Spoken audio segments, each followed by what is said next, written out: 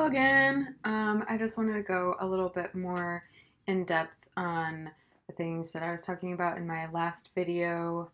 Um, I realized there were a few different behaviors that I didn't talk about, and I also could have gone a little bit more in detail on ways um, to be assertive in situations where somebody is attacking you or um, as in attacking you verbally or emotionally, um, to try to manipulate you into getting you to do what they want, or because they're projecting their issues onto you and making you a target. Um, so some of the other behaviors that I've had include someone literally treating me as if I were homeless, which was really weird. I went to give a gift to an ex on Christmas, and um, the person was like, "Oh, I just wanted to make sure you had something to eat today," and I already had another um, friend whose dinner I was actually missing to come see him and give him his gifts, and which were very thoughtful, by the way. Um, and the way that it was projected at me made me automatically assume the role of a victim or assume the role of somebody who, um, you know, doesn't have a sense of self-worth. So as soon as that got projected onto me, like, why would this person assume that I wouldn't have food? Or why would this person assume that I wouldn't have friends? Or why would this person assume any of these things that the way that they were talking to me, they were clearly making these assumptions, and the emotional place that puts someone in to respond, especially if you're somebody that's caring and tends toward the side of not wanting to disagree and wanting to validate the person that you're interacting with. It puts you in a really weird position because in order to defend yourself, you have to consciously break out of whatever role they're typecasting you as in this script that they have going on in their imagination about who you are. And so that wasn't actually obvious to me. I didn't really understand why I felt the way that I felt, why they would even say what they just said. And so it wasn't until I reflected on it later that I realized, oh, I probably should have just started asserting boundaries. Well, if you didn't grow up with those tools, then maybe you don't know how to do that. And I didn't know how to do that in that situation. So in that kind of situation, I think that it would have been much more productive for me to just recenter, ask, you know, well, why do you say that? Or what makes you feel that you need to do that for me? Or any of these other questions that could then reframe the situation.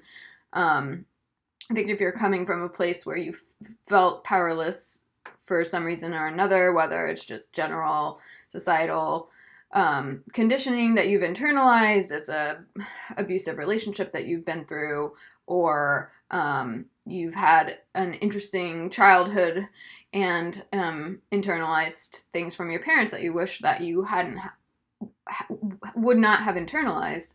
I think that just the power of centering when you get taken off guard and then realizing that you do have the power to reframe the situation when it doesn't feel like it's respecting you. So I think that's a really good tool that I have found and wanted to add here. Let's see. Other behaviors that I have encountered. I've got a message. Woo! I think going back to the notion of taking up space, and if somebody feels threatened by the fact that I feel okay about being somewhere and I feel good about taking up space, and they say something like you should leave, because they're feeling threatened, like what can I do to reframe that situation? I think that when you add in the notion of somebody raising their voice, you add in the notion of somebody getting in your face, so it's not just a question of the way that they're talking to you, or assumptions they're making in that context. It's now you're adding in this physical element to the dialogue. It makes things a little bit more complex, because suddenly not only was I taken off guard in this situation, it also triggered my fight or flight response, to where I kind of just froze, and I was just like, okay, like, I'm leaving, bye, like, I don't have to be here anymore. And I don't think that was a response that continued the pattern that I need to set for myself about respecting who I am, respecting my ability to be present, and take up space.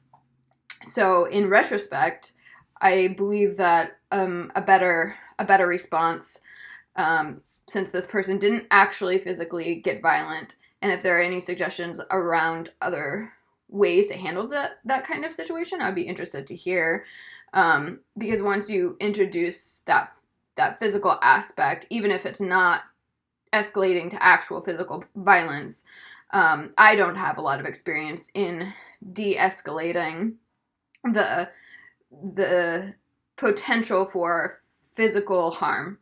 So that's definitely not something that I can really speak to.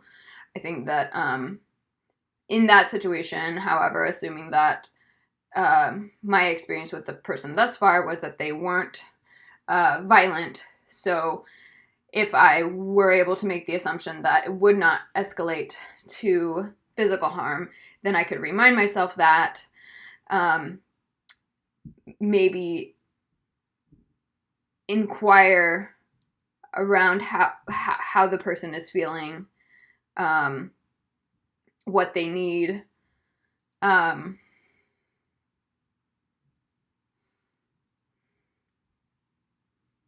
maybe just state something to the effect of, it seems like you're not feeling respected right now. Is there anything I can do? I would be happy to leave if that's what you need. But I would appreciate it if we could lower our voices, or, something that brings us back to a place of, like, equanimity, I suppose. Yeah, that one I think is a pretty complicated one.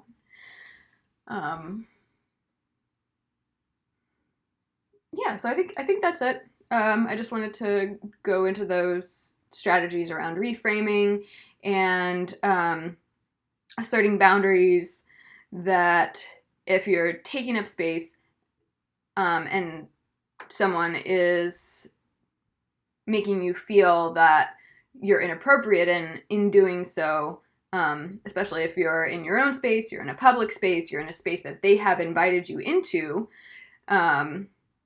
you have the right to be treated with respect. Even if they have invited you into their space,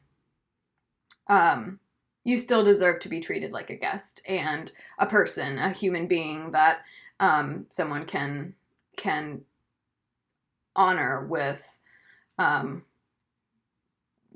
by not raising their voice when they're feeling triggered for whatever reason, getting back to a place where you can talk about whatever emotion is coming up instead of just becoming a target. So, yeah, thanks for listening.